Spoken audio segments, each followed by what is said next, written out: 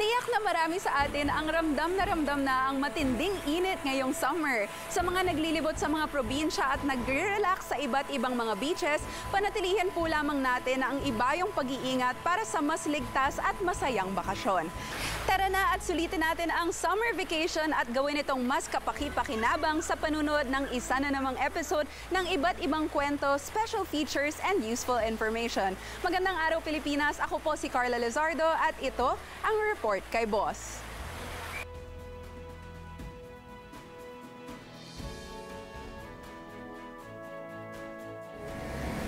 Una sa listahan natin ang isang kwento ng pagbangon at pagngiti. Yan nga ang isa sa mga tatak nating Pilipino, ang pagngiti sa kabila ng pagsubok at ang pagbangon ng magkakapit-bisig.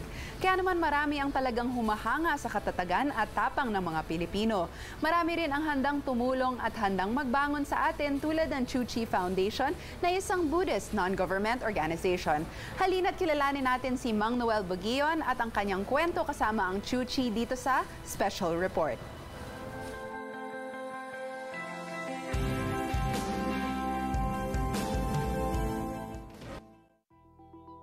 Bukod sa pagkain, tubig at damit, isa pang pinakamahalagang kailangan ng tao ang bahay. Bukod kasi sa pagbibigay nito sa atin ng masisilungan, ang mga bahay ay nagsisilbing saksi sa kung papaano nabubuo at nagsisimula ang isa sa mga haligi ng matatag na bansa, ang pamilya.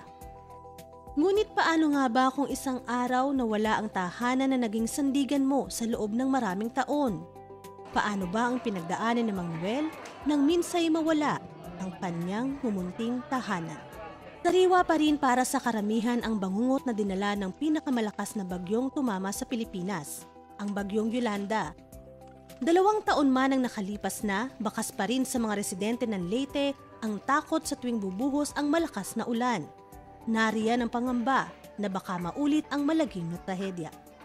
Ayon sa huling tala ng National Disaster Risk Reduction Management Council o NDRRMC, pumalo sa 6,340 ang mga nasawi sa hagupit ng bagyong Yolanda. Samantalang 28,689 na katao ang nasugatan, habang nasa 1,061 naman ang magpasa hanggang ngayon ay hindi pa natatagpuan. Samantala, umabot naman sa humigit kumulang 89 na bilyong piso ang nawala sa mga infrastruktura, agrikultura at kabuhayan ng mga taga-Leyte nang dahil sa nagdaang bagyo. Matapos ang mahigit sa 1 taon, bumalik kami sa Tacloban City, isa sa mga lugar na matinding naapektuhan ng bagyong Yolanda. Dito, nakita namin ang muling pagbangon ng mga residente, ang muli nilang pagtatayo ng panibagong buhay. Malayong malayo sa sitwasyong nakita ng buong mundo noong umaga ng November 8, 2013.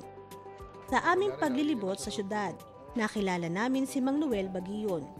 Sa mahigit 40 taong paninirahan sa Tacloban, isa si Mang Noel sa mga saksi sa paglago at pag-unlad ng lugar. Isa siya sa mga saksi sa hirap at ginahawang dinanas ng mga taga rito. Siya rin naman mismo ay may sariling kwento ng pag-asa. Yolanda, sa hirap talaga nangyari sa amin dahil nang malakas kasi yung bagyo, Yolanda. Anod yung bahay namin. Pagkita ko dyan sa dagat, lampas dyan sa kahoy na yan. Mabuti lang hindi kagad dumiretso dito. Pumunta pa dun sa Manlurip. Tapos sabi ko, patay na tayo. Papasok ng dagat. Paglingon ko, kala ko mga helikopter na naghabulan. Paglingon ko doon sa mga bahay na andala, bahay, mga sasakyan, mga kahoy. Diretso takbo. Akyat ako doon sa bubong sa estrada. Ay naanod ang estrada na daganan ako mabuti, hindi ako naipit. Ngunit kung may mas makakapagsabi sa atin ng totoong kinalagyan nila noon, marahil ang munting bahay na ito ni Mang Noel ang makakapagkwento ng mga pasakit na kanilang dinanas.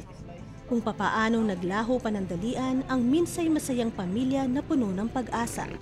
2 taon na ang nakalipas, kahit papaano'y maayos na ang kalagayan ng pamilya ni Mang Noel. Sa trabaho niya bilang tindero ng pinya, nairaraos naman niya ang pang-araw-araw nila.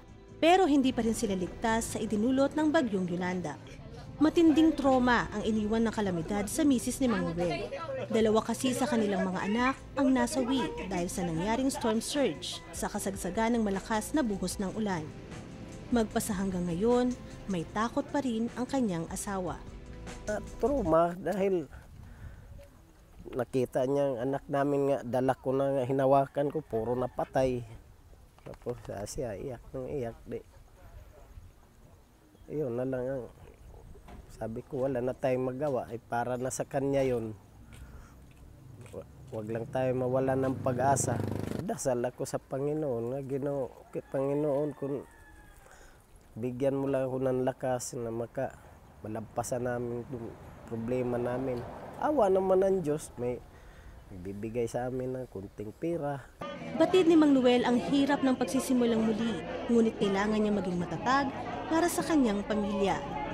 Sa aming napansin, unti-unti naman na siyang nakakabangon at muli nang nakangingiti sa kabila ng mga nangyari.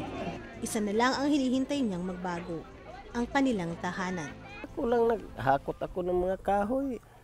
Tapos pag makahakot ako, kinakabit ko kaagad. Dahil unang-una naghakot ako ng kahoy. Pagkatambak dyan, lipat ako doon. Pagbalik ko, wala na. Hinakot na naman ng iba. Dahil ang ginawa ko, pag makakuha ko ng 2 kahoy, pinapako ko agad. Tapos hanggang nabuo yan. Sa liit ng bahay na naitayo ni Mang Noel, matinding tiis ang kailangan nilang pairalin upang makatagal sa maliit na espasyo ng kanilang mumunting tahanan. Magkaganon man, naging matibay nila itong sandigan para sa pangarap nilang makapagsimulang muli. Komplikado man ang sitwasyon, kailangan talaga nilang magpatuloy kahit na may pagkakataong nasisira ang kanilang tahanan ng hindi inaasahan. Paglabas sa asawa ko, huminto na rin ako pag-drive. Dahil di naman pwede iwanan. Pag lumalakas ang ulan, ay sus, natatakot na yan. Yung bagyong Robe, punta kami doon sa Ormoc. Buo na sana yon. Pagbalik namin, wala nang atip. Giba na naman ang dingding. Ay, wala. Kung susuko ako, wala namang taong tumutulong na iba. Pasan ni Mang Noel sa kanyang mga balikat ang pangarap ng mga taong umaasa sa kanya ng isang panibagong simula. Kung ituring siya'y haligi ng tahanan at nagagampanan naman na ito. Pero paano nga ba niya magagampanan ng maayos ang kanyang tungkulin kung wala ring matibay na haligi ang kanyang tinutuluyan? Mayroon pa nga bang aasahang bagong tahanan ng pamilya ni Mang Noel? Kinaumagahan na abutan namin si Mang Noel na matagang nag-aantay sa isang relief operations na isang non-government organization, ang Chuchi Foundation.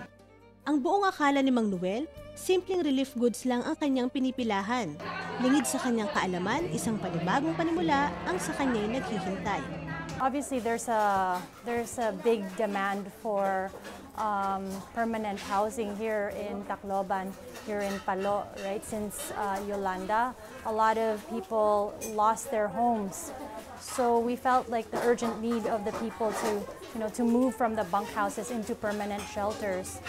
And so our master, our founder, the founder of Chuchi Foundation, Master Cheng Yen, decided to give the Filipino people this temporary housing. Simula noong Agosto ng nakaraang taon, ang Chuchi Foundation ay abala na sa pagtatayo nito mga bahay para sa mga taga-ritong nawala ng matitirhan. Tinawag nila itong Chuchi Great Love Village dito sa Barangay San Jose sa munisipalidad ng Palo. Sa katunayan, naipamahagi ng foundation ang 100 kabahayan noong December 17 ng nakaraang taon para sa Phase 1 ng kanilang housing project.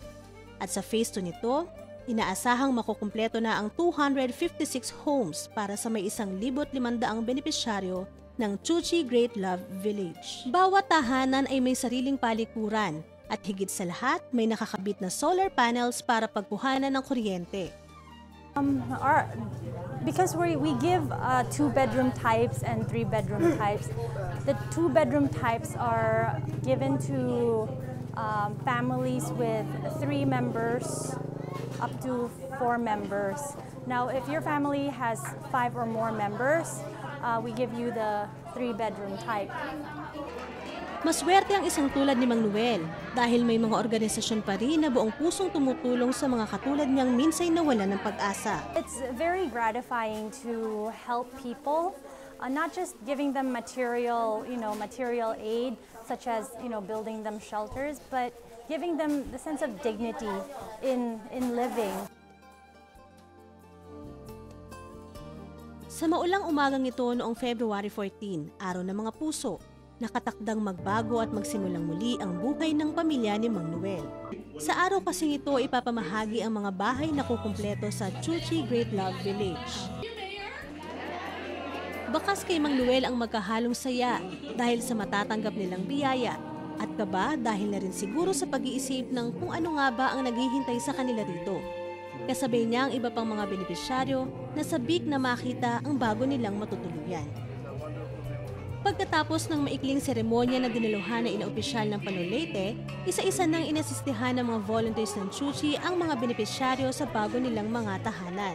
Si Mang Noel, hindi alintana ang sungit ng panahon at tinungo agad ang bahay na sa kanya'y nag-aabang. Pagkabukas niya nito, mababakas sa kanya mukha ang animoy isang pangarap na natupad. Ang pangarap na pagpapatatag muli ng kanyang pamilya na nooy pinalubog ng matinding ulan at baha. Pasalamat mi sa Chuchi talaga na hindi namin alam na mayroon pala kaming bahay na ganito. Mas maganda dito ay doon, mas malayo yun. Parang bahay lang ng kalapati yun. Ay ito parang maganda na talaga. O bukas magsimula na tayo, mamayang hapon pwede na tayo maghakot ng gamit. Unti-unti, dala tayo ng unan, tsaka banig, mayroon naman dyan. Mga bata, dalhin natin mamaya. After finish this one, we can see the reactions of all the recipients. They're so happy, And on our side also, we feel very happy also for them. Na at least they have a safe and beautiful place to live. So yun lang. I think for us, we just try our best, And when we see them happy, we also feel very glad. Sa ngayon, bukod sa Chuchi Great Love Village, pinapatayo at nag-aabang na rin ang aabot sa may 2,000 bahay sa Ormoc, Leyte. Patunay na isang maliwanag na simulang naghihintay sa mga nasalanta upang makalimutan na ang bangungot na kanilang pinagdaanan. At para kay Mang Noel, kahit nakatatak na sa kanya ang hirap na kanyang napagdaanan, nakaabang naman sa kanya ang isang oportunidad na maaaring magpatatag muli sa kanyang pamilya. Isang pamilyang puno na ng pag-asa at pagmamahalan na bubuo muli sa kanilang mumunting tahanan.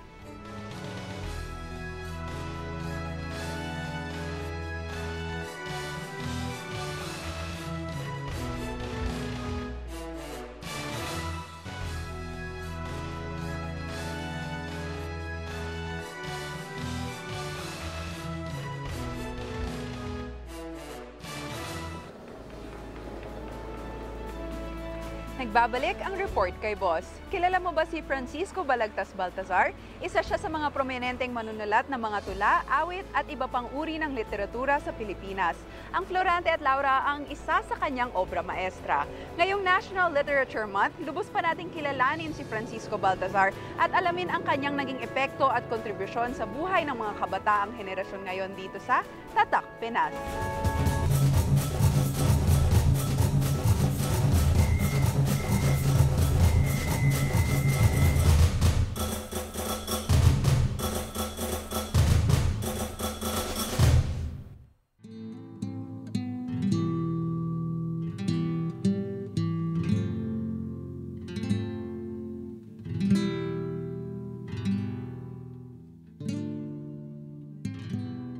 Paano nga ba nasusukat ang pagiging bayani? Ito ba ay base sa pagdanak ng dugo para sa bayan, pagdadala ng baril o tabak, o pagkakapas lang sa ilalim ng kamay ng dayuhan? Ng ating inaalis na stereotype image ng bayani. Ang ating kasing stereotype image ng bayani nagsakripisyo ng buhay para sa bayan, naging martir, naging namatay sa digmaan, di ba?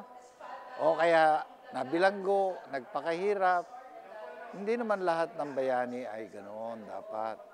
Mayroong dapat puwang tayo para sa mga tao na ang ginagawa ay naghahandog ng kanilang talino, nagsiservisyo ng tahimik, at sa ganoong paraan ay naglilingkod din sa bayan. Di ba? Si Balagtas ay bayani rin, turing na isang bayani, upang magkaroon tayo ng modelo nga ng isang tao na hindi kailangang humawak ng baril o tabak para maging bayani. Ang hinawakan niya ay panulat. At sa pamamagitan ng kanyang panulat, ay nabigyan niya ng kaligayahan ang mga bumasa sa kanya.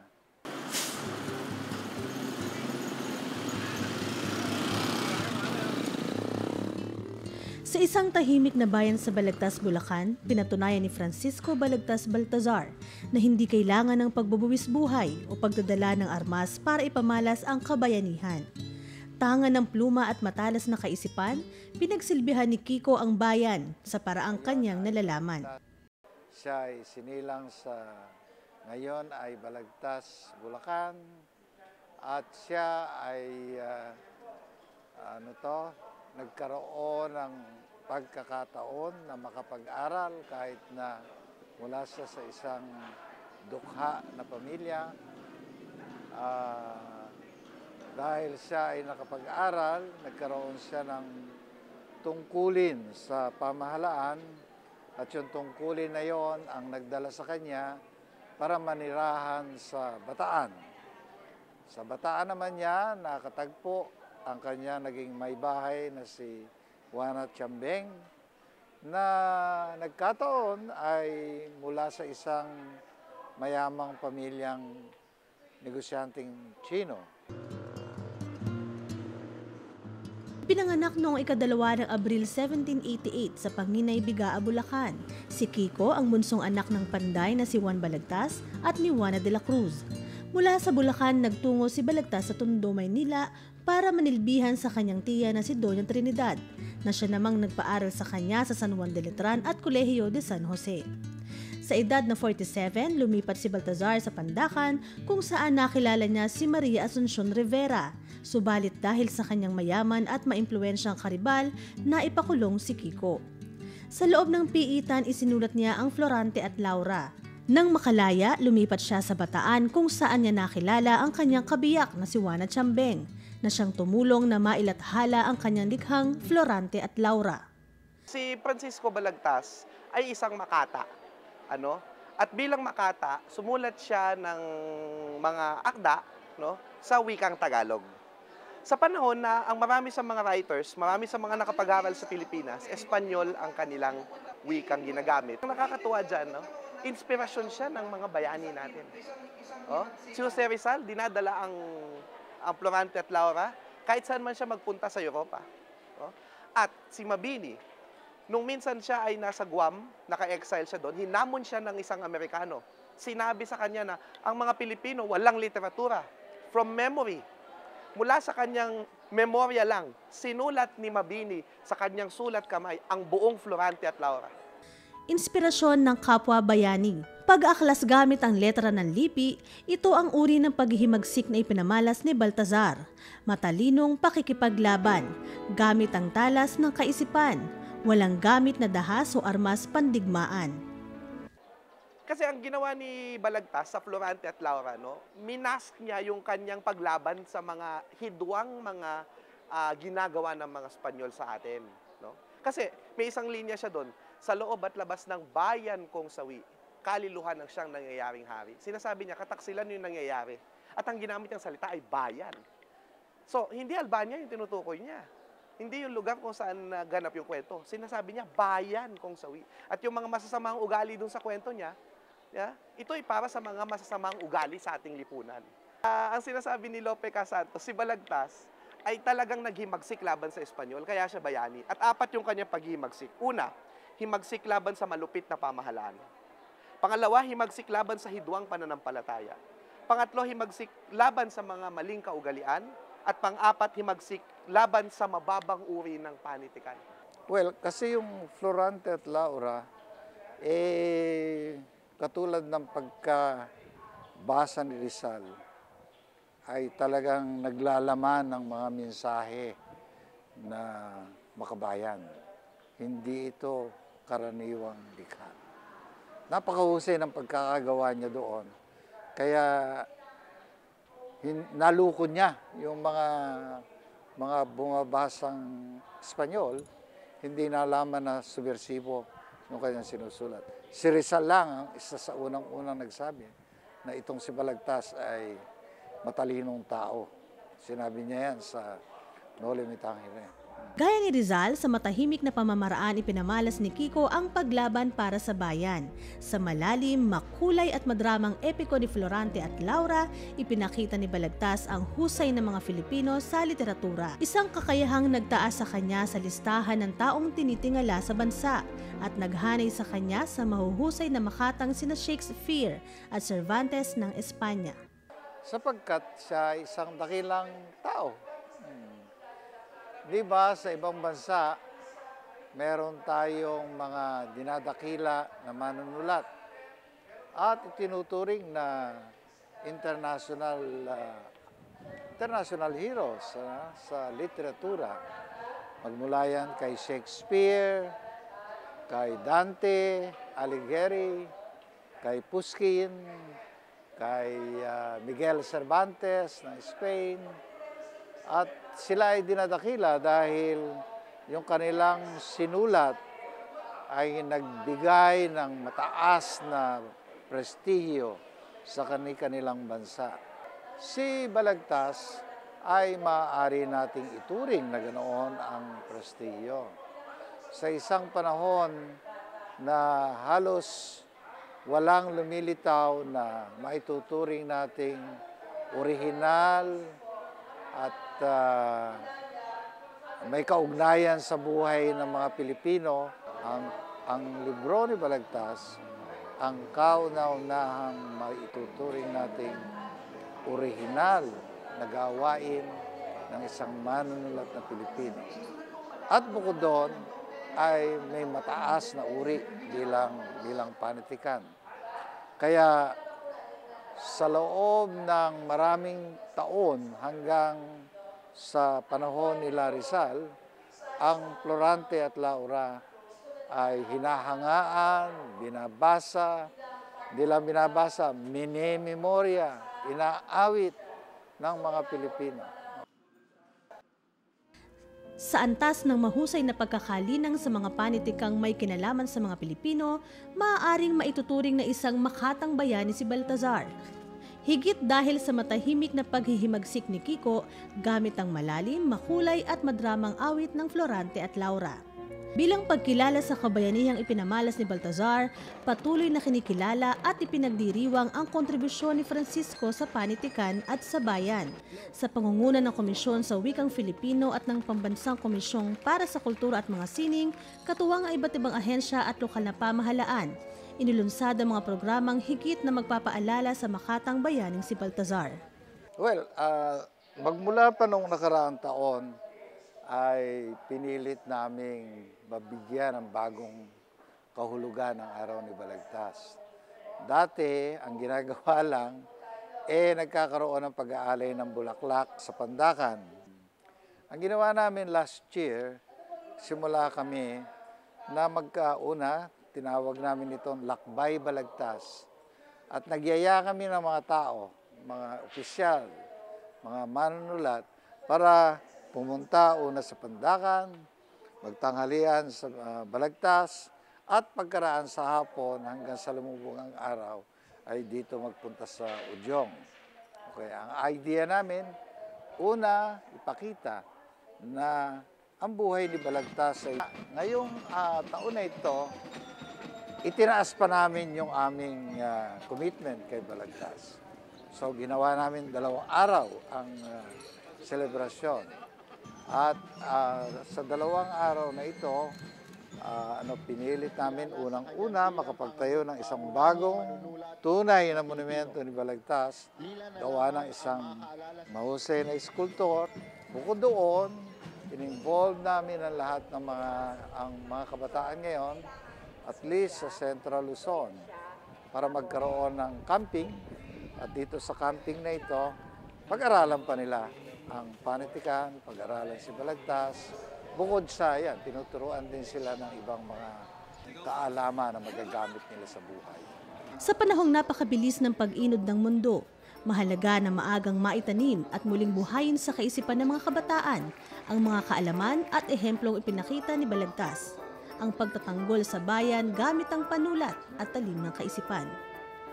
Naniniwala kami na nasa kabataan yung pag-asa ng ating panitikan. Naniniwala kami na kung ang mga kabataan ay magsisimulang makilahok, magsisimulang tangkilikin, linangin at palaganapin ang panitikang Filipino. At hindi lang mga panitikang Filipino, kung hindi yung wikang Filipino at iba pang mga katutubong wika sa Pilipinas. Malaki ang tulong nito para sa modernisasyon ng ating bansa. At hindi lang ito, makikilala natin ng malalim at malawak ang ating pagka-Filipino. Napili namin si Balagtas dahil naniniwala kami na si Balagtas, ang mga sinulat niya ay may kaugnayan sa kabataan. Gaya ng halimbawa yung tinalakay niyang Florante at Laura, ito ay kwento ng mga kabataan na nais ng pagbabago sa lipunan at kung paano itong mga kabataan na ito ay gumawa ng mga sariling pagpapasya para mabago ang mga tiwali sa ating lipunan at buhay. Kasi si Balagtas, siya ay isang tao na pinanday yung kanyang talento. Nag-aaral din siya, no? Naging masikap, no? Naging madiskarte sa buhay upang matamo yung kanyang yung kanyang talento. So, yun yung sinasabi natin na yung kabataan, kailangan matuto sila kay Balagtas, ma-inspire sila kay Balagtas na yung talento natin, hindi lang yan para sa sarili natin. Ito ay dapat na ginagawa natin na bawat ginagawa natin sa buhay natin, meron tayong ibinibigay sa bayan. Meron tayong ipagmamalaki sa bawat talento natin bilang isang bansa.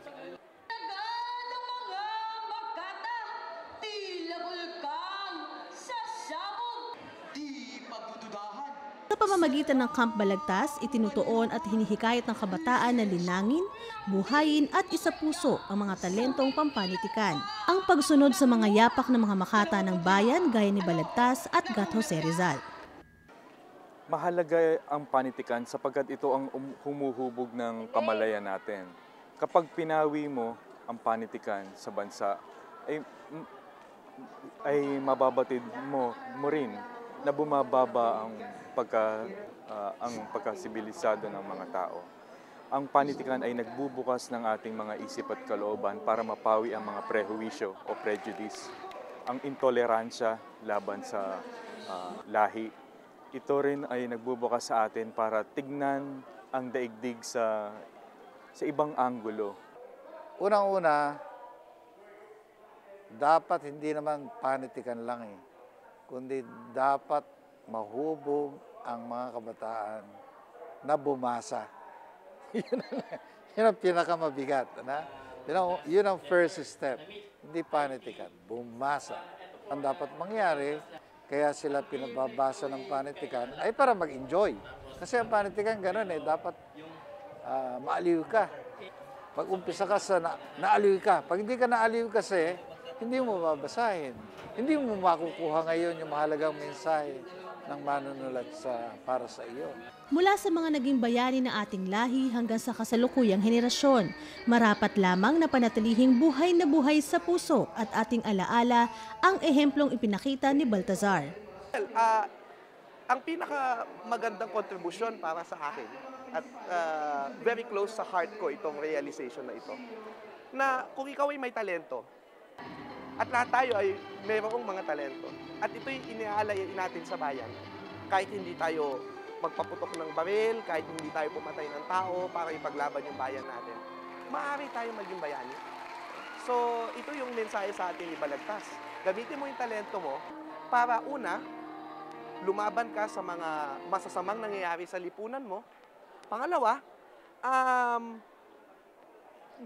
maging proud yung Pilipinas dahil sa mga talento ng bawat isang Pilipino. Makata at bayaning maituturing si Balagtas, hindi lamang sa kanyang kontribusyong makata, kundi na rin sa kanyang pagsusumikap na linangin ang kanyang buhay sa kabila ng mga pagsubok na kanyang pinagdaanan.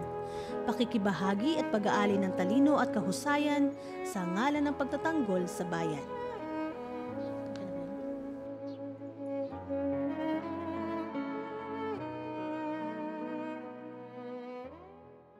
Yung kanyang talento, nag-aaral din siya.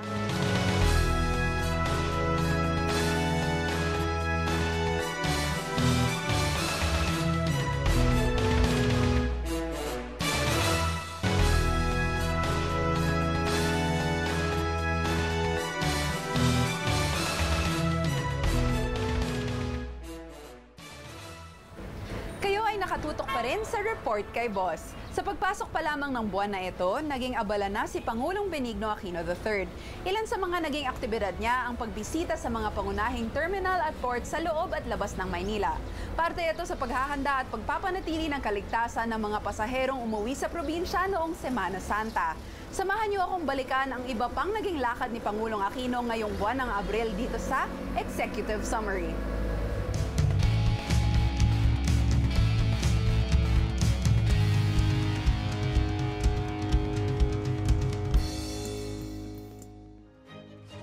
Hinimok ni Pangulong Benigno Aquino III ang mga pinuno ng Federation of Filipino-Chinese Chambers of Commerce and Industry Incorporated na tulungang palakasin pa ang kakayahan ng mga manggagawang Pilipino para na rin sa tuloy-tuloy na pagpapaunlad ng bansa. Idiniin niya na sa kanyang termino bilang Pangulo ng Pilipinas, naging focus ng kanyang administrasyon ng inclusive growth. Kaya naman, tinutukan ng mga proyektong may direktang epekto sa mga mamamayan gaya ng Pantawid Pamilyang Pilipino Program ng Department of Social Welfare and Development at Training for Work Scholarship Program ng Technical Education and Skills Development Authority.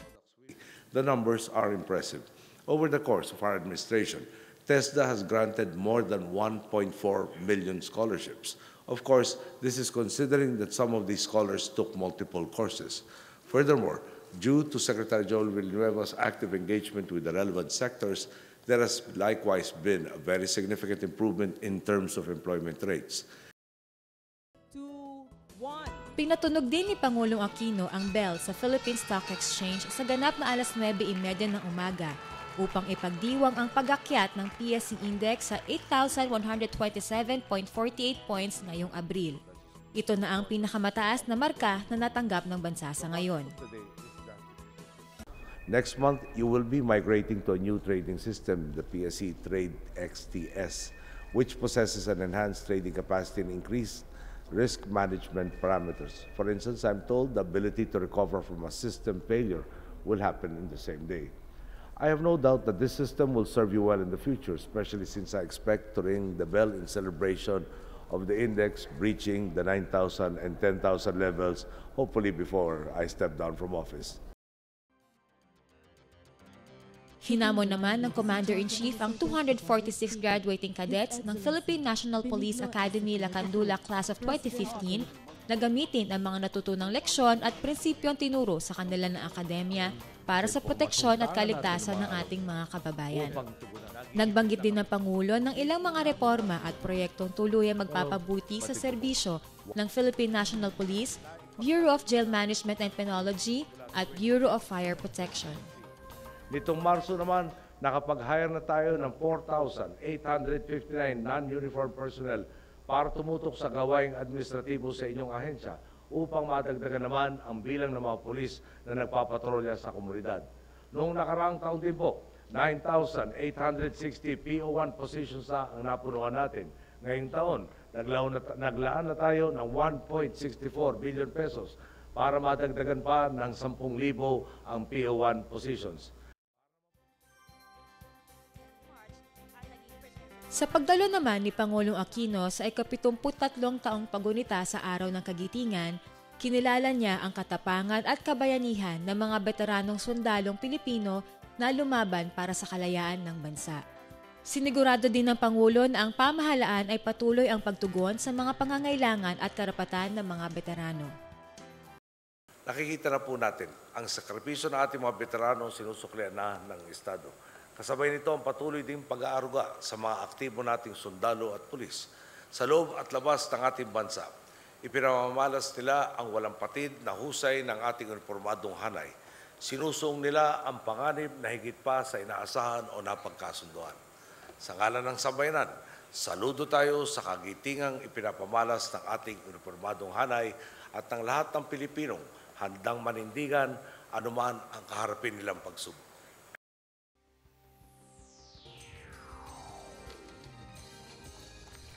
Pinangunahan din ni Pangulong Benigno Aquino III ang ceremonial turnover ng Public-Private Partnership for School Infrastructure Project ng Department of Education sa City of Malolos Integrated School sa Bulacan. Dito'y nilibot ng Pangulo ang mga bagong gawang gusali ng paaralang natapos sa pakikipagtulungan ng pamahalaan at ng City Core Megawide Consortium Incorporated. Matapos nito'y dumiretso ang Pangulo sa Tarlac National High School para pangunahan din ang turnover ceremony ng dalawang bagong tayong 3-story school building ng paaralan. Naging saksi rin ng Pangulo sa pag-aabot ng mock check na nagkakahalaga ng 3 bilyong piso mula kay Philippine Amusement and Gaming Corporation Chairman and CEO Cristino Nagyat Jr. Papunta naman kay Public Works and Highways Secretary Rogelio Singson para sa karagdagang budget sa pagpapagawa ng mas marami pang mga paaralan. Nagpaabot din ng mensahe ang Pangulo para sa mga mag-aaral. Mag-aaral po kayo sana ng mabuti. Naariyan na ang lahat ng suporta, pero hindi naman pwedeng ako ang matuto para sa inyo. Unahin ninyo ang pagbubuklat ng aklat bago ang pagbubukas ng Facebook. Tapusin muna ang mga takdang aralin bago ang raid sa Clash of Clans. Dahil gaya nga ng lagi ko sinasabi, kayo ang magpapatuloy sa lahat ng ito.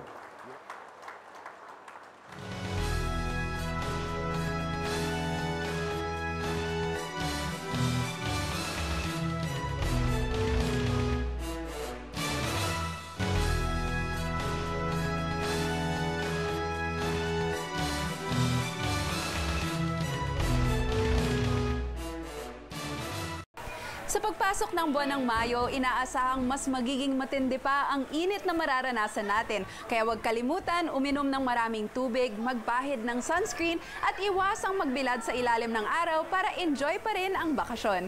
Tandaan din natin na marami pang paraan upang sulitin ang panahong ito at gawing mas produktibo hindi lamang sa pamamasyal at paglilibot sa iba't ibang mga lugar. Isang oras na naman ang natapos, sana'y nabusog namin kayo sa iba't iba naming istorya sa buwan na ito. For more updates, you can follow us on our social media accounts. Ako po muli si Carla Lizardo at ito ang Report kay Boss.